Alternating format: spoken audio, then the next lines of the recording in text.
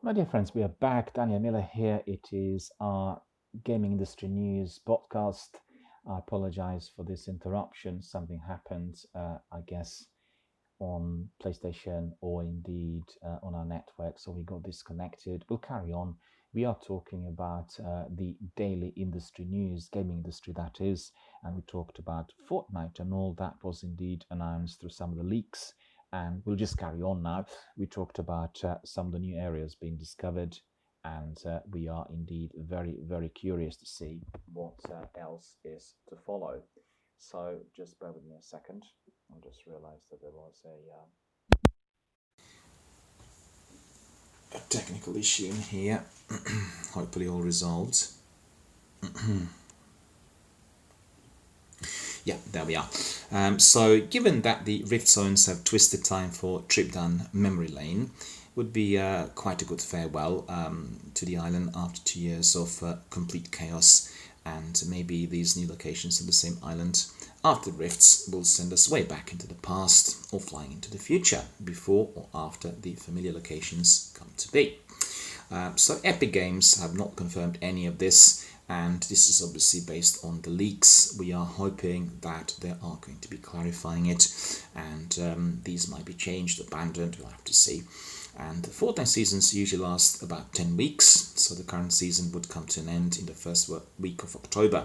So if the new map indeed is legitimate, it could arrive with season 11, and that would start a few days after season 10 was already concluded. So really quite a lot of interesting news to come out of Epic. Still, as you know, Fortnite is free of charge out on all platforms: iOS, Android, Xbox One, PC, PlayStation 4 and Nintendo Switch included. Dead Cells. Dead Cells has sold over 2 million copies across all platforms, which is very, very exciting. Don't know whether you play Dead Cells. I haven't, but I did watch some trailers and gameplay. Looked very, very exciting. A very, very popular game. And we've heard that ever since its launch in 2018, Dead Cells did enjoy an amazing critical and physical reception. And Motion Twin has revealed that 2.5 million copies of the game have been sold across all platforms, which is a very, very, very good result. This is what they revealed in an interview with Destructoid, another games industry hub similar to Video Gamer, which we are using for our daily industry news. In fact, I need to tell you that I use also Game Informer, IGN and Games Radar. So it's 4 different industry hubs which I'm using every single day in order to access the news. And also, if you're interested, you won't be kept abreast, always go to my Twitter, join my Twitter. You get many more news in there. Some of those are related to publishers and developers. The rest is based on all the feeds coming in through broadcasters and Twitch streamers. So it's very, very exciting, and it comprises the best of the two worlds: the pros in the companies and the publishers. I mean, the pros who work for the developers and the publishers, and also people who are doing their streams and broadcasts on Twitch, YouTube and all other platforms. So, a very, very good combination, because here we are just focusing on whatever comes through the developers and publishers, but on Twitter you get all the other bits of news as well. Anyway, into 2019, it's still selling Dead Cells. This is incredibly well. And Steve Philby of Dead Cells developer Motion Twin said, "We're up to 2.4 million copies now, all platforms included." Regarding its record on the Nintendo Switch, Philby remarked, "Switch is completely insane. It's completely ridiculous. The game really lends itself to that portable one more run style."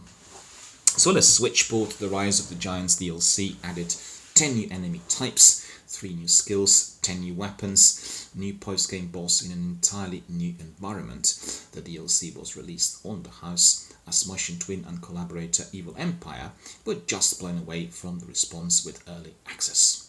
In spite of this tremendous success, Motion Twin isn't quite ready to commit to a sequel, and that's due to a couple of limits. The first one is money. If the game ever stops being profitable, then you can't keep working on it, Philby stated. The other is the artistic limit. You can't just continuously add content to your thing. You can't turn it into a Frankenstein. When you're a small team, you're like, oh no, it'd be so good to rework the system, but you don't have time. So you push it as it is, and then you put it on the bucket list for someday, he explained. We've been working through the bucket list of things that we want to do. We do know that Motion Twin has... I'm losing my voice. I'm really, really sorry about this. I need to regain my speaking abilities, so just bear with me.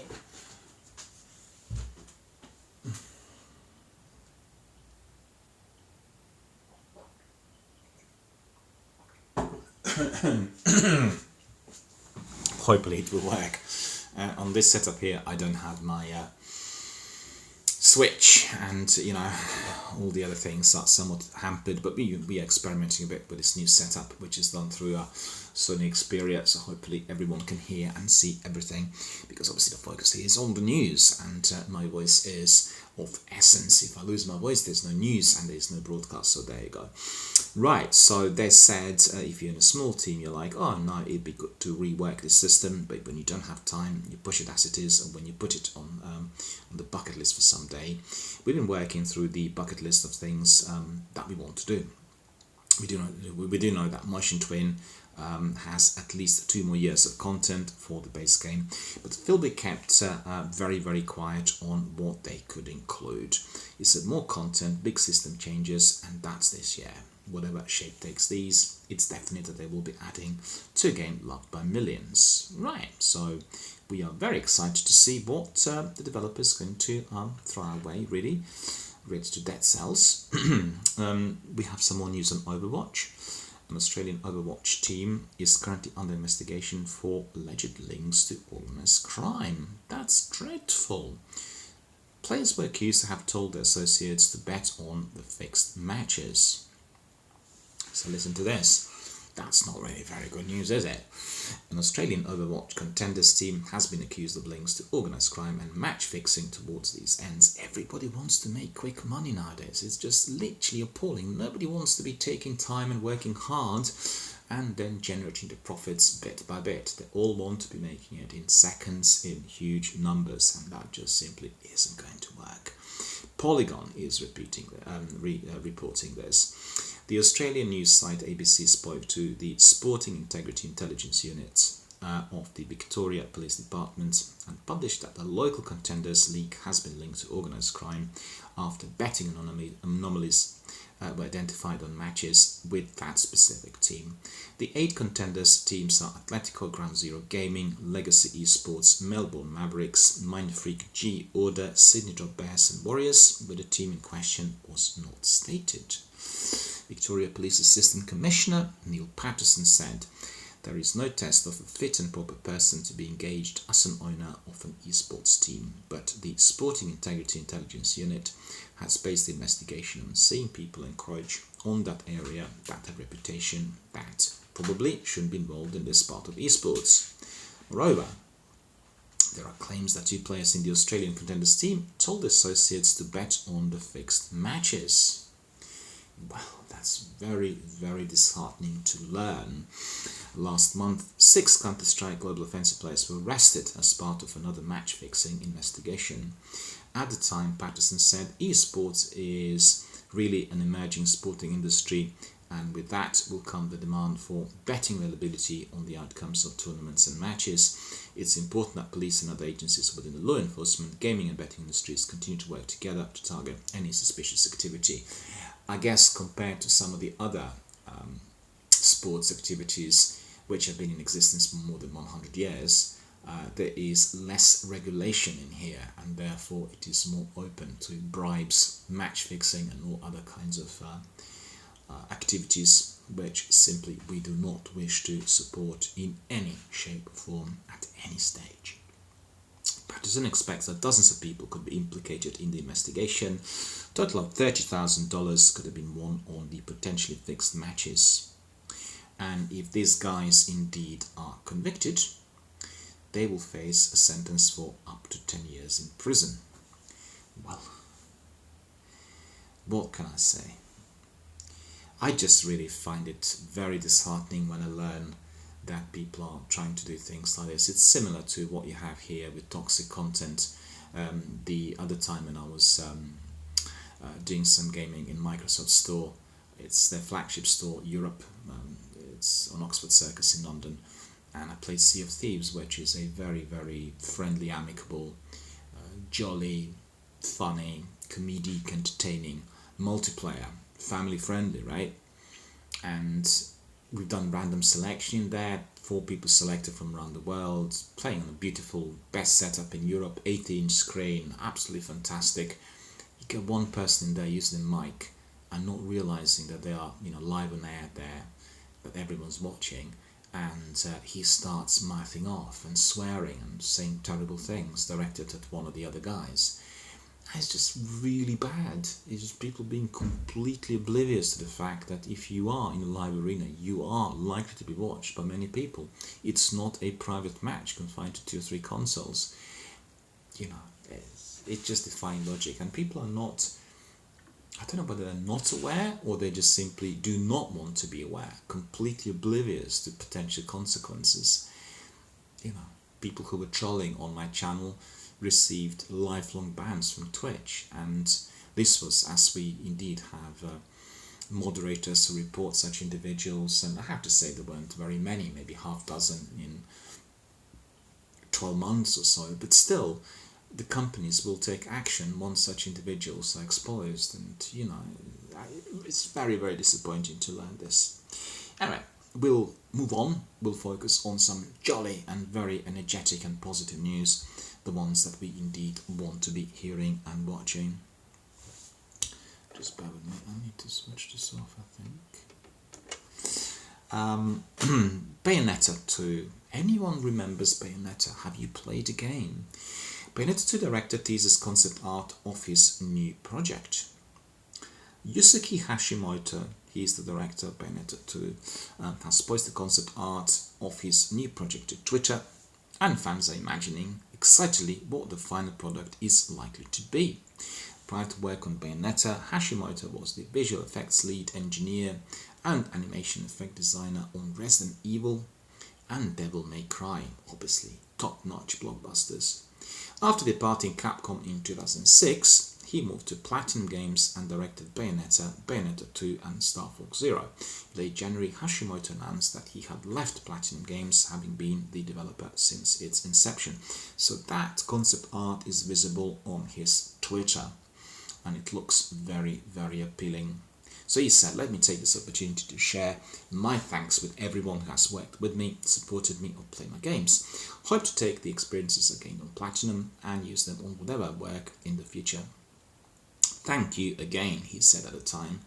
Today Hashimoto has revealed a sneak peek at what he's working on. The highly detailed art is of a woman in fantasy garb and dirty war paint. She seems to be wielding, like a tank girl, wielding a staff, possibly wearing a set of steampunkish goggles. In the smoky clouds on the background, a red dragon is flying through the air with a figure in the saddle. They also are holding a staff, implying that the new title has a dragon riding elements in it. Based on this alone, everyone is very, very excited about it. The artwork is illustrated by Tatsuya Yoshikawa, who previously worked on character designs for the Breath of Fire and Devil May Cry series and was credited on Mega Man 4 and Mega Man 10. Yoshikawa and Hashimoto have collaborated on multiple projects in the past, so are true veterans and really your legendary icons of video gaming. And although no extra details were shared, we'll obviously look forward to receiving some more of the news. What I wanted to say was also related to Devil May Cry series. If you're interested and if you really want to be playing any of those games, just head to PlayStation Now, subscribe, and you can stream them and play them live instantly. Obviously, Devil May Cry, one of the most popular Capcom series of all times. Final Fantasy VII. So we've heard that Final Fantasy VII Remake Abzu Battle gameplay has been revealed. Not watched it, in fact. I've not watched it yet. I need to dig it up straight away. Square Enix has released Final Fantasy VII Remake gameplay footage of the Abzu Battle, illuminating how combat will work practically in the new game. The Final Fantasy VII Remake will surpass the original, and Square Enix president and CEO Yosuke Matsuda said that the game will be playable on the next generation PlayStation 5. However, it is not leaving its legacy in the past, as the game will offer a turn-based classic mode as well as a real-time action RPG playstyle. The footage of the Abzu battle was first premiered at Tokyo Game Show and shows off the combat abilities of Cloud, Aerith and Tifa against the hulking Sewer Beast. Also a proper look at Summon Ifrit demonstrates how they could turn the tide in precarious scuffles in the Midgar slums.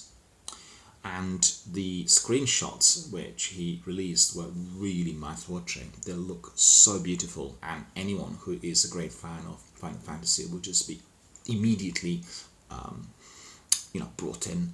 And the screenshots are on Nibalian Twitter, and the city doesn't half look like $1 million, they said here on videogamer.com. And you have Tifa, Barret, Aerith and Cloud, and all of them are clearly displayed in there, looking very, very good. Actually, 2 screenshots in there, I've seen just one of those. And the official box art for the North American and European versions of this game indeed have been unveiled, and they also are presenting us with some stylish drama. Well, I think they look really beautiful, and as expected, blending in perfectly well with the other releases of the past. And if you're interested, well, first of all, I need to remind you that the Final Fantasy VII Remake will be released for PlayStation 4 on March the 3rd of 2020. So I need to be checking out the Abzu battle online, and if you can also head